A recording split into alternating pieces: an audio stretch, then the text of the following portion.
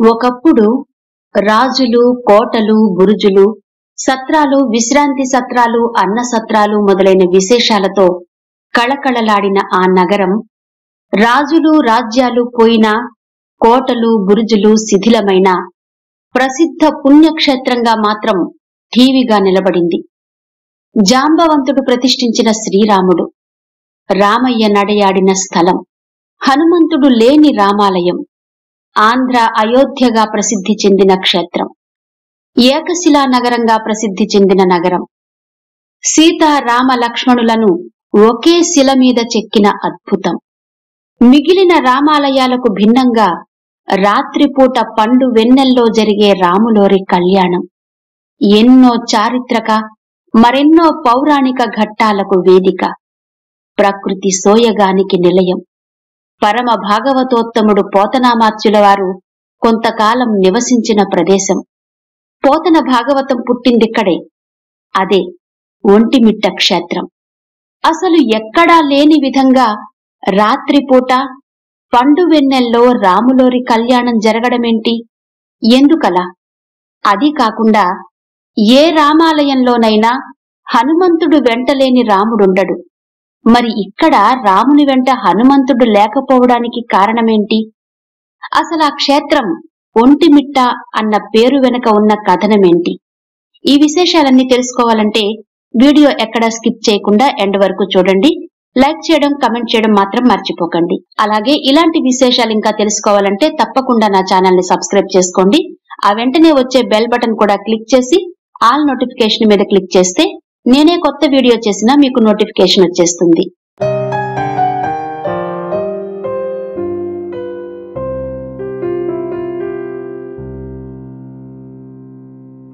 ఒంటిమిట్ట కోదండ రామాలయం, ఆంధ్ర భద్రాద్రి, తెలుగువారి అయోధ్య, యుగ యుగాల పౌరాణిక చరిత్రకు నిలయం ఒంటిమిట్ట కోదండ రామాలయం. ముందుగా ఆలయ స్థల పురాణం గురించి తెలుసుకుందాం. త్రేతాయుగంలో ఈ ప్రాంతమంతా కీకారణ్యంగా ఉండేది. ఈ అరణ్యం మహర్షులకు, వారు చేసే యజ్ఞయాగాదులకు ప్రసిద్ధి చెందిన ప్రాంతం. అక్కడ తమ యజ్ఞయాగాదులకు ఆటంకం కలిగిస్తున్న రాక్షసుల నుంచి తమను కాపాడమని మృకండ మహర్షి, శృంగి మహర్షి మొదలైన వారు శ్రీరాముని వేడుకున్నారు. ఆ సమయంలోనే రామయ్య అరణ్యవాసం చేస్తూ సీతా లక్ష్మణ సమేతుడై అమ్ముల పొది, పిడిబాకు, కోదండం పట్టుకుని ఈ ప్రాంతానికొచ్చి యాగరక్షణ చేశాడని, దానికి కృతజ్ఞతగా ఆ మహర్షులు ఏకశిల మీద సీతారామ లక్ష్మణులను విగ్రహంగా చెక్కించారని, ఆ తరువాత జాంబవంతుడు ఈ విగ్రహాలను అక్కడ ప్రతిష్ఠ చేశాడని స్థల పురాణం చెప్తోంది. మన దేశంలో ఎక్కడైనా, ఏ ప్రాంతంలో అయినా, ఏ రామాలయం దర్శించినా రామయ్యకు కుడివైపు లక్ష్మణుడు, ఎడమవైపు సీతాదేవి, పాదాల దగ్గర నమస్కార భంగిమలో హనుమంతుడి విగ్రహాలు దర్శనమిస్తాయి. కానీ ఇక్కడ మాత్రం కేవలం సీతమ్మ, లక్ష్మణుడితోనే దర్శనమిస్తాడు రామయ్య. ఆంజనేయుడుండడు. కోదండరాముని ఆలయం బయట తరువాతి కాలంలో ఆంజనేయుడికి విడిగా నిర్మించిన చిన్న గుడి మాత్రం ఉంటుంది. శ్రీరాముడు ఈ ప్రాంతానికి వచ్చేసరికి అప్పటికి ఆంజనేయుడు, శ్రీరాముల కలయిక ఇంకా జరగలేదని, అందుకే ఇక్కడ ఆంజనేయుడు రామయ్య దగ్గర లేడు అన్నది ఓ కథనం. ఇక ఈ గ్రామం ఒంటిమిట్ట అని పేరు పడడానికి కొన్ని కథలు ప్రచారంలో ఉన్నాయి. ఒక మిట్ట మీద నిర్మించబడిన రామాలయం అవడం వలన ఈ ఆలయానికి ఒంటిమిట్ట రామాలయం అని పేరొచ్చిందని ఓ కథనమైతే, మరో కథ ప్రకారం ఒంటడు, మిట్టడు అనే ఇద్దరు దొంగలు దారిదోపిడీలు చేస్తూ ఆ దోచుకున్న ధనాన్ని ఈ ప్రాంతంలో ఉన్న గుహల్లో దాచుకునేవారట. ఒకసారి కోదండరాముడు వారికి దర్శనమిచ్చాడట. ఆ సందర్భంలో ఆ దొంగల బుద్ధి మారి సన్మార్గంలోకి వచ్చి ఆ ఇద్దరు స్వామివారికి గుడి కట్టించారని, అలా ఈ క్షేత్రానికి వారి పేరు మీదుగా ఒంటిమిట్ట అనే పేరొచ్చిందని ఓ జానపద కథ. ఈ ఆలయానికి సంబంధించి మరో కథ కూడా ప్రచారంలో ఉంది. ఈ ప్రాంతంలో ఒంటడు, మిట్టడు అనే ఇద్దరు బోయ సోదరులుండేవారు. ఈ బోయవారు ఇక్కడి అటవీ ప్రాంతాన్ని సంరక్షించేవారు. ఒకసారి ఈ ప్రాంతానికి ఉదయగిరిని పాలించే కంపరాజు వచ్చాడు. ఈ అన్నదమ్ములు రాజుకు అన్ని రకాల సేవలు చేయడమే కాక చుట్టూ ఉన్న ప్రాంతాలను కూడా చూపించారు. తనకింత సేవ చేసిన ఆ బోయవారి మీద అనుగ్రహం కలిగిన రాజు, నాకింత సంతోషం కలిగించిన మీరు ఏదైనా కోరుకోండి, ఇస్తాను అన్నాడు. దాంతో ఆ ఇద్దరన్నదమ్ములు ఇక్కడ రామాలయం కట్టించండి అని అడిగారు. రాజు గుడి కట్టేందుకు అవసరమైన ధనాన్ని వారికిచ్చి ఆ ఆలయాన్ని కట్టించే బాధ్యతను కూడా వారికి అప్పగించి వెళ్లిపోయాడు. దాంతో వీళ్ళిద్దరూ ఎంతో భక్తి శ్రద్ధలతో కొన్నేళ్లు కష్టపడి ఈ ఆలయాన్ని నిర్మించారట. వీళ్ళిద్దరూ కట్టించడం వల్లే ఈ గ్రామానికి వారి పేరు మీదుగా ఒంటిమిట్ట అని, ఆలయానికి ఒంటిమిట్ట రామాలయం అనే పేరు వచ్చిందని చెప్తారు. ఇలా గ్రామానికి ఒంటిమిట్ట అన్న పేరు రావడం వెనుక విభిన్న కథనాలు ప్రచారంలో ఉన్నాయి. ఈ ఆలయంలోని విగ్రహాలు ఒకే శిలలో మలచబడ్డాయి. అందుకే దీనికి ఏకశిలా నగరం అనే పేరొచ్చిందని కూడా చెప్తారు. ఇక ఈ ఆలయంలో ముఖ్యంగా చెప్పుకోవలసిన విషయం రాములోరి కళ్యాణం. సాధారణంగా ఇతర రామాలయంలో గాని క్షేత్రంలో గాని శ్రీరామనవమి నాడు సీతారాముల కళ్యాణం నిర్వహిస్తారు. కాని ఇక్కడ మాత్రం చైత్రశుద్ధ చతుర్దశి నాడు, అది కూడా రాత్రిపూట పండు వెన్నెల్లో కళ్యాణం చేస్తారు. దీని వెనకున్న చరిత్ర ఏంటో తెలుసుకుందాం. అయితే అంతకంటే ముందు మరో చెప్పుకోదగిన విషయం భక్త కవి బమ్మెర పోతనామాత్యునికి ఒంటిమిట్ట క్షేత్రంతో ఉన్న అనుబంధం. భాగవత కర్త పోతనామాత్యుల వారు స్వయంగా తాను ఏకశైలపురి వాసిని అని ఒక సందర్భంలో చెప్పుకున్నట్టుగా చెప్తారు. అయితే ఈ ఏకశిలాపురం ఈ ఒంటిమిట్ట కాదని ఓరుగల్లు అని కొన్ని చారిత్రక కథనాలు చెప్తున్నాయి. నిజానికి పోతనామాత్యుని నివాసం విషయంలో చాలా వివాదం ఉంది. భాగవతాన్ని తెలుగులో వ్రాసిన బమ్మెర పోతన స్వస్థలం విషయంలో పెద్ద వివాదమే ఉంది. పోతనామాత్యుల వారు ఓరుగల్లు నివాసి అని, కాదు ఒంటిమిట్ట వాసి అని భిన్న వాదనలున్నాయి. దానికి తగిన ఆధారాలు కూడా చూపిస్తారు చరిత్రకారులు. పోతనామాత్యుడు తన భాగవతాన్ని ఈ ఒంటిమిట్టలోని కోదండరామునికే అంకితం చేశాడని, భాగవత రచనలో కడప మాండలిక పదాలు కూడా ఉన్నాయని, వారి స్వస్థలం ఇదే అనడానికి మరో బలమైన సాక్ష్యం ఒంటిమిట్ట కోదండరాముని ఆలయంలో ముఖమండపం నుంచి గర్భాలయానికి వెడుతున్నప్పుడు ద్వారానికి బయటే కుడివైపున ఉన్న పోతన విగ్రహం అని కూడా కొందరు పండితులు బలంగా నమ్ముతారు. పోతనామాత్యుల వారు ఒంటిమిట్టలో మహాభాగవతాన్ని రచిస్తుండగా గజేంద్ర మోక్షంలోని అలవైకుంఠపురంబులో అనే పద్యంలో కొన్ని చరణాలు రాయడానికి సరైన ఆలోచన రాక అక్కడ రాయడం ఆపాడట. అలా ఆపిన ఆ భాగాన్ని సాక్షాత్తు శ్రీరాముడే వచ్చి పద్యపాదాన్ని పూర్తి చేశాడు అని చెప్తారు. శ్రీరామ తీర్థానికి తూర్పున పోతన సేద్యం చేసిన పొలాలున్నాయని, శ్రీనాథ మహాకవి పల్లకి ఎక్కిపోతూ పోతన కొడుకు పొలం దున్నుతుంటే హాలికులా అని హాస్యమాడిన చోటు, పోతన ఇల్లు శిథిలం కాగా అక్కడే దైవయోగంతో మరో ఇల్లు నిర్మాణమవడం, పోతన రామదర్శనం పొంది కృష్ణ కథ భాగవతం రాయడం, ఇక్కడ జరిగే పోతన మర్యాద అన్న పేరుతో బమ్మెర పోతన జయంతి రోజున కవి పండితులను సత్కరించడం, ఇలా చాలా విషయాలే పోతన ఈ ఒంటిమిట్టలోనే ఉన్నాడని రుజువు చేసే సాక్ష్యాలు అంటారు కొందరు చరిత్రకారులు. అయితే నిజానికి పోతన స్వస్థలం తెలంగాణలోని ఏకశిలాపురంగా చెప్పే ఓరుగల్లు సమీప ప్రాంతమని కొన్ని చారిత్రక కథనాలు చెప్తున్నాయి. మొత్తానికి పోతనది ఒంటిమిట్ట లేక ఓరుగల్ల అన్నది చారిత్రక వివాదంగానే మిగిలిపోయింది. సరే, ఆ విషయం అలా ఉంచితే ఎంతో పౌరాణిక చారిత్రక నేపథ్యం ఉన్న ఈ దేవాలయం కాలగతిలో ఎన్నో ఒడిదుడుకులు, ప్రకృతి వైపరీత్యాలు, దోపిడీలు, దొంగతనాలు, దాడులు, ఘాతుకాలకు తట్టుకుని నిలబడిందని చెబుతారు. ఎప్పుడో వైభవాన్ని కోల్పోయి మరుగున పడిపోయిన పరిస్థితిలో ఒంటిమిట్ట కోదండ రామాలయం ఇన్నేళ్లు నిలబడడానికి, పునరుద్ధరణకు, పూర్వ వైభవాన్ని పొందడానికి ఒక మహనీయుని అవిరళ కృషి కారణమని చెప్తారు. ఆ మహనీయుడే వాసుదాసుగా, ఆంధ్ర వాల్మీకిగా ప్రసిద్ధి చెందిన వావిలికొలను సుబ్బారావు గారు.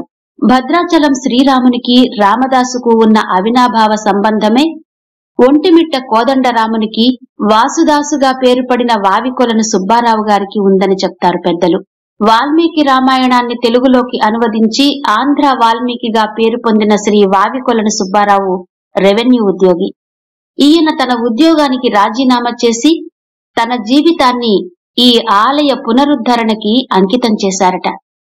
ఒంటిమిట్ట దేవాలయానికి ఎంతో మంది రాజులు, జమీందారులు, సంపన్నులు ఇచ్చిన వందలాది ఎకరాల భూములు, సంపదలు అన్యాక్రాంతమైపోయి నైవేద్యం పెట్టే నాథుడు కూడా లేని జీర్ణ దశకు చేరుకుంది ఒక సందర్భంలో.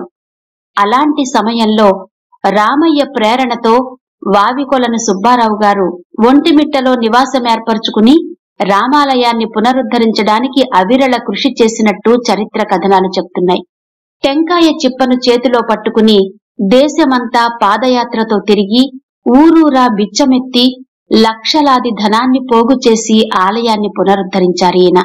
ఇక దేవాలయం నిర్మాణం విషయానికి వస్తే, ప్రస్తుతం మనం చూస్తున్న దేవాలయాన్ని సుమారు 500 సంవత్సరాల క్రితం విజయనగర రాజు సదాశివరాయుల కాలంలో నిర్మించినట్టు చెప్తారు. గర్భాలయం, తూర్పు ముఖమండపం, గాలి గోపురం ఇలా 3 దశల్లో నిర్మించినట్టుగా శాసనాలు చెప్తున్నాయి.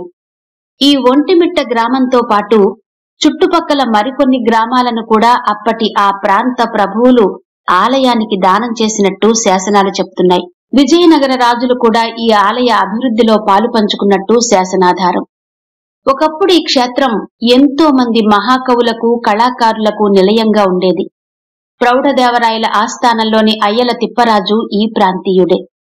ఈయన మనువడే అష్టదిగ్గజ కవుల్లో ఒకరైన అయ్యలరాజు రామభద్రుడు. తిప్పరాజు, అయ్యలరాజు రామభద్రుడు, గుండూరు వెంకటకవి, వరకవి మొదలైన పేరెన్నికగన్న కవులెందరో ఈ కోదండరాముని అర్చించి అక్షరార్చన చేశారు. ఇక మరో ముఖ్యమైన విషయం, చెప్పుకోదగిన విషయం, రాములవారి కళ్యాణం. దేశంలోని అన్ని రామాలయాల్లో, రామక్షేత్రాల్లో చైత్రమాసంలో వచ్చే శ్రీరామనవమి రోజు రాములోరి కళ్యాణం, నవమి ఉత్సవాలు జరుపుకుంటే, ఇక్కడ ఒంటిమిట్టలో మాత్రం చైత్రమాస నవమి రోజు కాకుండా చైత్రశుద్ధ పౌర్ణమికి ముందు రోజు, అది కూడా రాత్రిపూట పండు వెన్నెలలో జరుగుతుంది రాములవారి కళ్యాణం. మరి దేశమంతటికీ భిన్నంగా ఇక్కడ కళ్యాణం జరగడానికి కూడా విభిన్న కారణాలు, కథనాలు ప్రచారంలో ఉన్నాయి. విష్ణుమూర్తి, లక్ష్మీదేవిల వివాహం పగటిపూట జరుగుతుంది.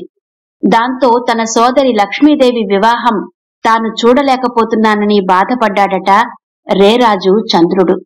దాంతో రామావతారంలో నీ కోరిక తీరుతుంది అని చెప్పాడు శ్రీమన్నారాయణుడు.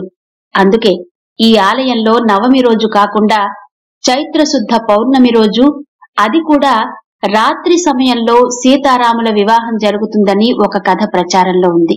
మరో కథనం ప్రకారం శ్రీరామనవమి నాడు పగటిపూట జరుగుతున్న రాములవారి కళ్యాణం తాను చూడలేకపోతున్నానని వాపోయాడట నిశిరాజు చంద్రుడు. అప్పుడు ఈ క్షేత్రంలో నా కళ్యాణ మహోత్సవం రాత్రిపూట వెన్నెల వెలుగుల్లో జరుగుతుందని, అప్పుడు నీ కోరిక తీరుతుందని వరమిచ్చాడట శ్రీరాముడు. అందుకనే ఇక్కడ రాత్రి వేళల్లో చైత్ర పున్నమికి ముందు రోజు శ్రీరామ కళ్యాణం జరుగుతుందని చెప్తారు.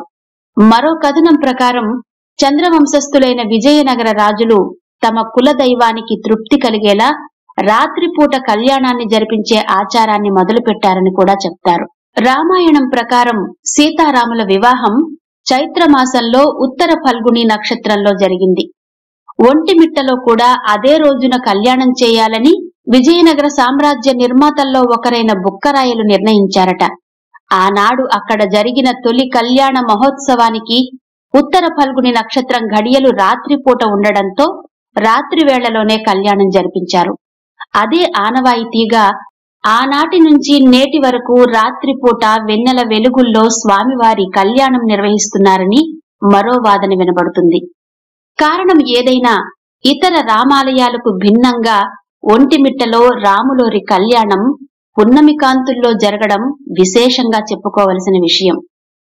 ఒంటిమిట్ట క్షేత్రంలో కోదండరాముని మహిమల గురించి చెప్పుకోవాలంటే చాలానే ఉన్నాయి. 1640వ సంవత్సరంలో కడప ప్రాంత పాలకుడైన అబ్దుల్ నబీ ఖాన్ ప్రతినిధి ఇమాం బేగ్ ఒకసారి ఈ ఇమాం బేగ్ ఆలయానికి వచ్చి అక్కడున్న భక్తులను మీ దేవుడు పిలిస్తే పలుకుతాడా అని హేళనగా అడిగాడట.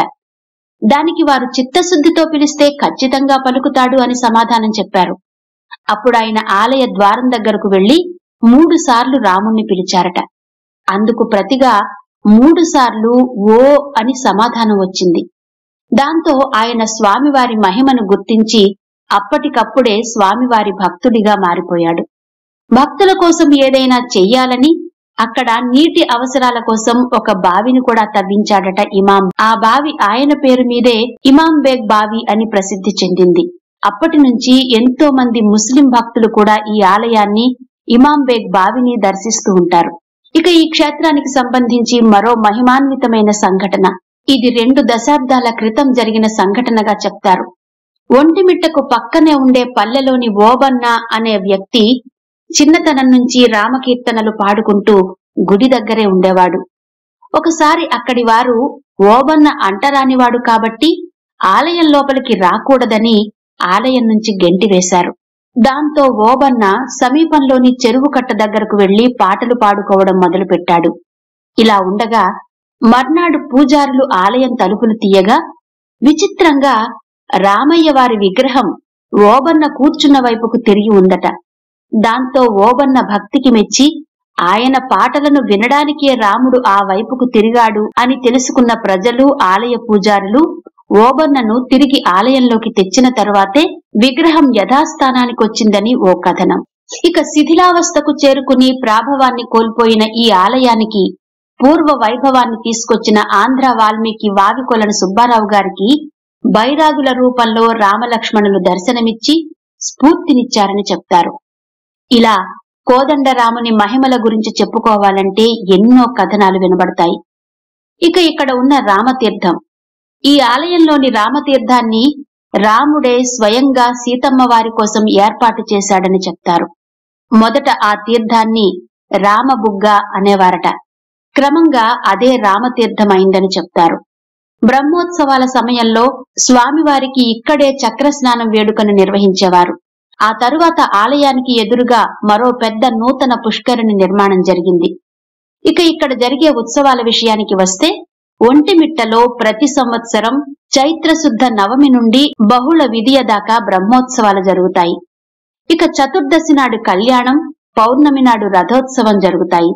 నవమి నాడు పోతన జయంతి అన్న పేరుతో కవి పండితులను సత్కరించే కార్యక్రమం నిర్వహిస్తారు. ఇన్ని విశిష్టతలున్న ఈ ఆలయానికి ఎలా చేరుకోవాలో చూద్దాం. విమాన మార్గంలో వచ్చేవారు కడప విమానాశ్రయంలో దిగి అక్కడి నుండి ఏదైనా ప్రైవేట్ వాహనాలు లేదా ఆర్టీసీ బస్సులో ప్రయాణించి ఒంటిమిట్ట చేరుకోవచ్చు. అలాగే ఒంటిమిట్టకు 112 కిలోమీటర్ల దూరంలో ఉంది రేణిగుంట విమానాశ్రయం. రేణిగుంట వరకు విమానంలో వెళ్లి అక్కడి నుండి క్యాబ్లలో ఒంటిమిట్ట చేరుకోవచ్చు. ఇక రైలు మార్గం ద్వారా వెళ్లాలి అంటే ఒంటిమిట్టలో రైల్వే స్టేషన్ ఉంది. ఒంటిమిట్ట రైల్వే స్టేషన్ లో దిగి అక్కడి నుండి 1 కిలోమీటర్ దూరంలో ఉన్న ఆలయానికి సులభంగా కాలినడకన గాని లేదా షేర్ ఆటోలో గాని చేరుకోవచ్చు. అదేవిధంగా కడప వరకు రైల్లో చేరుకుని అక్కడి నుంచి 25 కిలోమీటర్ల దూరంలో ఉన్న ఒంటిమిట్ట ఆలయానికి క్యాబ్లలో లేదా బస్సుల్లో చేరుకోవచ్చు. అదేవిధంగా అక్కడి నుంచి కూడా క్యాబ్లు లేదా బస్సుల్లో ఒంటిమిట్ట కోదండరాముని ఆలయానికి చేరుకోవచ్చు. ఇక రోడ్డు మార్గం ద్వారా వెళ్లాలి అంటే కడప వరకు వెళ్లి అక్కడి నుంచి సులభంగా ఒంటిమిట్ట చేరుకోవచ్చు. కడప నుండి ప్రతి అరగంటకు ప్రభుత్వ ఆర్టీసీ బస్సులు తిరుగుతూ ఉంటాయి. కడప 7 రోడ్ల కూడలి దగ్గర కానీ లేదా కడప ప్రధాన బస్టాండ్ దగ్గర కానీ లేదా కడప పాత బస్టాండ్ దగ్గర కానీ ప్రభుత్వ బస్సులు ఎక్కొచ్చు. తిరుపతి, అనంతపురం, కడప, కర్నూలు ఇలాంటి పట్టణాల నుంచి కూడా నేరుగా ఒంటిమిట్ట చేరుకోవడానికి ఏపీఎస్ఆర్టీసీ బస్సులు అందుబాటులో ఉంటాయి. కడప నుంచి రాజంపేట వెళ్లే మార్గంలో కడప నుంచి 25 కిలోమీటర్ల దూరంలోనూ, తిరుపతి నుండి సుమారు 115 కిలోమీటర్ల దూరంలోనూ ఉంది ఒంటిమిట్ట క్షేత్రం. ఇవి ఒంటిమిట్ట క్షేత్రానికి సంబంధించిన పౌరాణిక, చారిత్రక, మహిమాన్విత కథనాలు.